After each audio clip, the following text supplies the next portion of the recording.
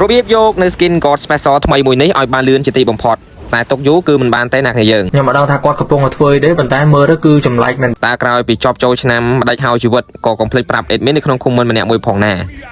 ចំពោះសម្រាប់វិធីយកគឺអត់មានអីដែលប្លែកខុសពីមុនទេគ្នាយើងគឺដដែលទេគ្នាយើងគឺគ្រាន់តែបំពេញនៅភារកិច្ចទាំងពីរនេះគឺភារកិច្ចប្រចាំថ្ងៃក៏ដូចជាភារកិច្ចនៃការបើកចូលលេងដោយភារកិច្ចប្រចាំថ្ងៃគ្នាយើងគ្រាន់តែលេងបើកលេងធ្វើម៉េចឲ្យបាន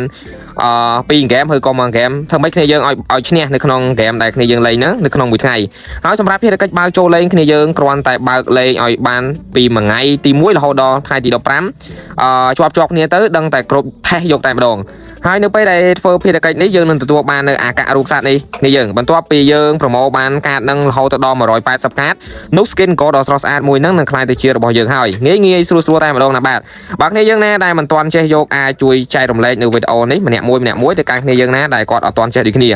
ហើយសម្រាប់គ្នាយើងណាដែលត្រូវការនៅការ top up នៅ game នានាដែលមានតម្លៃធូរថ្លៃនិងកម្មវិធីនានាកុំភ្លេចជាមួយនឹង Ton Game Store អរគុណច្រើនជួបគ្នានៅវីដេអូក្រោយ